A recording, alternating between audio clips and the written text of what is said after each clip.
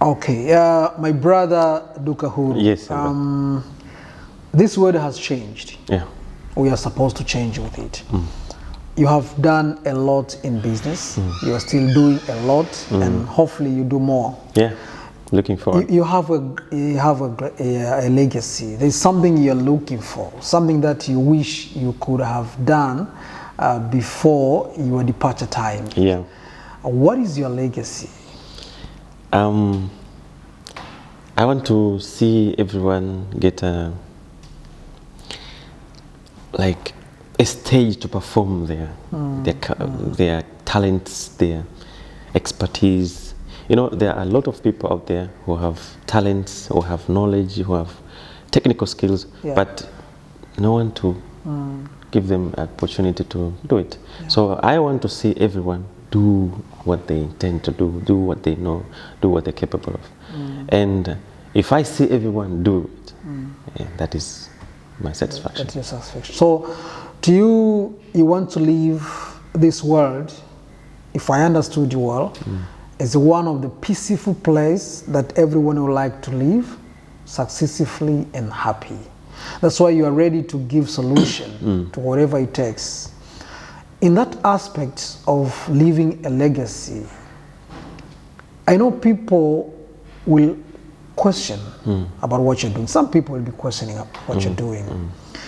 In that aspect, some people probably don't really believe in what you believe. Yeah, true. It might have come as a vision to you. Then I want to see, or I want to know, and I want the world to understand. Do you believe in God? I do. And do you believe that God is a part and parcel of what you're doing? Yes. Can you elaborate it more? Okay. You know, there is a call between you and God.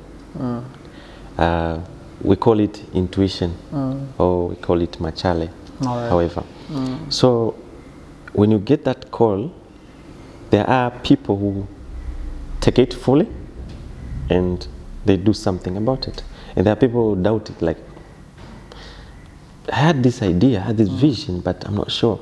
So I don't doubt it. When I hear something and I feel like I can do this, I do it. So my intention is to see everyone trust on themselves. You know, we're built different. Yeah. Like, I can be better in technology, you can be better in mechanic, they can be better in decoration, they can be better in fashion. So we're different. Why don't you believe that this is your area? Like, no one is thinking the way you think. I think different, you think different. If you think different, then you should do what you feel is right, and I should do what I feel is right, but in a respective way. Yeah. So if no one believes me, then they should believe themselves. Like, whatever you're thinking or feeling, no one feel the same. You feel different, you think different. Like, some people believe when you wake up in the morning you have to drink a cup of tea. Yeah. Other people believe they should drink glass of water. Others believe they should drink a glass of milk. So we're different. So you don't have to believe me. Look at yourself. You have the blueprint of your life and what is need to be done. You're the masterpiece of your own. So you're the masterpiece of your own. If you don't believe in me, then believe in yourself, yeah. because you'll definitely get to know where you're going. And in that aspect of belief, I don't believe that you have any religion affiliations, because you told me about your mentor. You know, he's a pastor, he's a Christian, he follows Christian religion, and you're coming from the Muslim society or Muslim community. There's always differences in, you know, some, let me say, some dogma probably, or the guiding principles of religion. So what is the center of your focus as far as you engaged with different people with different religion aspirations or religion affiliations? You see, as community, as society, we're failing by grouping people. Like, these are Christian, these are Muslim, these are Buddhism. That's why we're failing. But God is within every and each person. So if you want to find God, look at your community, look at your society. You'll see God, because everyone is built different. And everyone has something to teach you. So if you listen to everyone, you'll find a lot of knowledge. You know, we think knowledge knowledge are in libraries, they are in schools. No, knowledge are within people. Yeah. So when you categorize people like, I deal only with Christians, I deal only with Muslim, you're missing a lot. A lot. There. Yeah. So myself, I see God in different shapes. I see God in different sounds. I hear Him, I see Him. I look at you, I hear something different. I look at the other person, I see some different. So I don't limit myself in. Yeah. So that's so great, because at the end of the day you save humanity. You just save people regardless of what they believe, and you embrace all the ways or the thinking or the perspectives or the approaches, and at the end of the day you'll become a man of people, and that's what you are. And I do believe that you have that sense of growing yourself every day. If I listen to you, if the world will listen to you, we really understand that, brother, you have a lot of things, and probably you are accumulating them from your personal experience, your circumstances, but probably there must have been some very specific area that you used to, grasp such content. You read books. I read books, I listen to people, I go places. So there are things I learn from places, things I learn from people, things I learn from reading, things I learn from history. I love history, by the way, very much. History as study or as a discipline, or history is, what I would say, the historical background, the current trend, or the biography of the history or the people? So history in general, but I studied human revolution, technology revolution. Why Tanzania? Why Africa? Why Europe? So I learned, imagine I'm in Tanzania, but I studied Saxons. I studied Vikings. I studied Texas. You know those people say, your boy coming here around here, shoot your boy. I studied even them, you see? So I love to learn things. I love to understand things. I love to learn different ethics, different culture, different. So if you take me to China now, I'll behave like Chinese. There's way you can behave with the Chinese. Yeah, if you take me to Mexico, Texas, I'll behave like a Texas person. Because you know what's the culture, what the history, what their attributes, and you might have done them through reading. Yes. So, in that aspect, do you have any specific book that you can recommend? The only one book that transformed you? If you have that. Plenty. So if I mention one is not enough. You need to combine different books. So I started, when I started reading books, I started with a book called The Young People's Story of Medieval World. You know that I've book? never read that book. I read books, but I've never read The Young People's Story of Medieval World. If you read that book, it describes Christianity, Islamic, Buddhism, American history, Europe history, African history, the future, whatever. So that book is a little bit huge, and I'm not sure if you can have it. I will find. I have Yes, The Young People's Story of Medieval. That was my first book, and it got me like, let me just read more. I think that's the one that changed you now. Yeah. So so I imagine the one who wrote that. He wasn't a Christianity or Muslim, but he described Islamic and Christianity in a very polite way. Yeah, because I saw that guy, I was like, yeah, this is me. You know, I don't discriminate anyone. I don't judge anyone. I believe we change according to time. You know, if you say you should live like Muhammad, Prophet Muhammad, now you're wrong. If you say you should live like Jesus Christ, you're wrong. This is not time like Jesus' time. This is not time like Prophet Muhammad. Even Prophet Muhammad say, live according to time. It's time. Now the time has changed. A lot has changed. You need to change. Yes. So if you insist or you're forced to live like he was living, that's where we are failing our community as a society. That's where you miss certain points. Yeah. So you take the teachings, you take the teaching and apply it according to the time we are having right now. Yeah. So you see now youngsters like 16, 14 years are doing something that we used to do when we were 18. Now the 18 guys now are doing something when 26, 27. Time changed. We need to change. In our previous conversation, you mentioned about yoga. Yoga, yeah. Do you do it? Yoga is, you know, people are talking about manifestation. When I was in Taekwondo, we were told you will never understand anything without pain. All right. So if you want to understand something, you need to feel pain. The pain of time, the pain of money, the pain of anyhow, you have to feel pain. If you experience pain, you never forget that thing. That's why if you are exercising, you need to, if you want that whatever, taekwondo, football, soccer, to stick in your body, you need to feel pain. That's why we are stretching in a way. It hurts. The more it hurts, the more it's embedding yourself.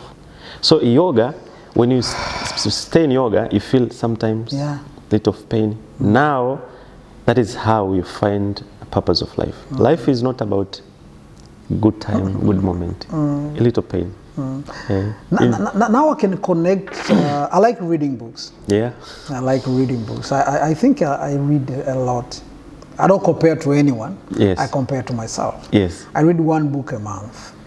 Specifically a book that I do believe that is being needed at that moment. I once read Viktor Franklin. Have you read his book? The book called The Man's Search for Meaning. Man's Search for Meaning. Yes, it's highly recommended. He speaks of pain and the way he transformed his life from pain. So he has to embrace pain so that he can meet his purpose. And it speaks of those people who were put into the concentration camps during the war. That was the First World War, Second World War, if I'm not mistaken. So he was tortured so much. So it came a point he had to embrace and tolerate that pain so that at the end of the day he can get back home and meet a wife. So pain was a way toward achieving the goal of getting out safe and to meet love. So love was just there, home, waiting for. So it's a very nice story that teaches people. It's a real life story. It's a biography, but again, has been narrated in a way that everyone can understand from that author. So he speaks of the value of pain and the way we can learn it through pain. Jay Shetty also speaks of pain as a part and parcel of the process that you have to undergo in order to achieve certain things that you want to accomplish in life. Now through yoga, you're also telling me about pain. Pain, yes. So most of us are running away from pain. I like running. I used to run sometimes back. I have 7 medals, 21 kilometers. Wow. The first time I was running, I got muscle cramp. It was before going to Kili Marathon for the first time. It was the lottery. So I ran to a point that I felt pain and I felt muscle cramp and I couldn't move anymore. So while running, I developed a concept of celebrating pain to achieve success. So every time I was running, I was feeling that and I wanted more pain. So by the time I was getting that, I said, yes, this is what I wanted. So I have to go and make sure that I finish. Let me tell you a secret about athletes. You know, in soccer or in boxing or taekwondo, when players take a break, they take water and they're not drinking it. They're just putting it and throw them out, Why? They're tricking the brain like that. I didn't know that, my brother. Yeah, we drink water. Yeah. So the brain, like, okay, we have water. So it creates enzymes that is needed. So in life, you have to tell yourself, you have to trick your mind. Like, we do this because of this. You have to justify things. If you can control your mind to do some things, to get off some areas, that is you saying, I'm having full control of myself. You know, Sadhguru says, you know Sadhguru? Yes, he says, very well. If someone makes you cry, makes you happy, you are a slave to that person. Because they can control you. So you need to have full control. So in Taekwondo, we used to say, if you're fighting or you're doing something and the pain comes, you are not supposed to stop doing it. You're supposed to reduce the energy. Like if you're doing so hard, then you have to slow. You trick your brain like I've stopped, but you're still moving. So your brain takes this is stopping. Now this is moving, this is stopping, this is moving. Yeah. So the more you go, next time you feel pain, you don't do this, you do little this. The next time pain comes, you don't do this, you do this. So at a certain level, your brain understands when the pain comes, this guy doesn't stop. You keep going. That's why you see Bruce Lee was like kicking every time, like, are you not getting tired? Like, I'm tired. Why are you still moving? Even Muhammad Ali say, if you're doing push-up, start count when the pain comes. Yes. Yeah. So you're like, now I'm tired. Then start counting, because that's where you start to process it. Now you say, I went 3 push-ups, 5 push-ups, but you like 7, 30, 50, 60, and you say, how many? 60, and I got tired. No, you should have started counting where you got tired. That's so deep philosophy, and most people don't know that. That's why a lot of people try some things, try some businesses, try some careers in life. They lose focus and consistency. I couldn't go there because, you know, that's where your career started. This was just, the other side was nice. You could have just broke this law. So when there is obstacle, when there is, that is where it gets nicer. When you can handle that obstacle. Now getting back to family. Africans, we have relative families. You might be 12, you might be 10, you might be 4 in your family as siblings. You might have sons and daughters of uncle and aunties. So in most cases, we live in big families. I would like to know how many are you in your family as siblings, and how do you, engage with your family? From the family level, what is your life? So I'm the 10th. 10th. A quite well number in the African concept. Yeah, we 11. Okay. 4 of us passed away, but I'm the 10th. Okay. The 11th one is my sister, young sister. But you can't believe I'm the youngest brother and I'm the oldest brother. No, I don't understand. The oldest brother, because a lot of responsibilities, perspectives, ideas, they say, we go to Shams, he can assist him. So they come to me, they talk to me. It's like I'm the elder brother now. All right. It's a blessing, bro. It might be God who has just decided to make it that way. In every family, there's always that one person who stands and unites others. It's a talent, it's a gift that is always be given to only one, or probably 2, but mostly is always a one person. It should be a person with no money. It shouldn't be a person with age, doesn't matter, but should be a person to count on when it comes to wisdom and thinking and analyzing things. So you might be blessed to have that space. And in actual sense gives you a quite huge responsibilities, which in actual sense grows you. Now in the aspect of pain, gives you more pain to push you to grow more. So how do you find your engagements? Are you, as a family, do you love each other? Yeah, African families, they always have issues. But to me, I'm the entertainment person. When they see me, they laugh. I have a lot of jokes. You know, I look a little bit calm and chilly, but when it comes to people I love, I have a lot of jokes. I could even be a comedian. Serious? Yes, a stand-up comedy. I can make you laugh the whole day. Then why did you not take it? Serious? Because you just had to do some other stuff. Do some other stuff, and if the right chance present itself, I'll just go to Atubaki there. You know, I go for people who have visions, who have great ideas. If you don't have great ideas, I look at myself as a failure. All right. So if I come to you, I know you're struggling right now, but sometimes you're going to make it. But if I look at you and say, you're just having fun right now, but you don't have any, I don't come to you. You don't have to. I don't say Watubaki have no future, but I want something great. I want something that is consistent. You don't do it Saturday and Sunday and Saturday. Where are they practicing? Where are they doing their exercise? You know, comedy is like soccer. Acting is like a soccer. You need to practice it every day. So most of us Tanzanians, we have this thing, little time of prepare. So preparation, if the preparation is little, the result will be So I should see they have this 1 month, 2 weeks of preparing, acting, presenting, and do that. I've seen it, Kevin Hart. Kevin Hart is having 2 weeks of reading the comedy and creating the charismatic and the character of that. You know, to create a persona.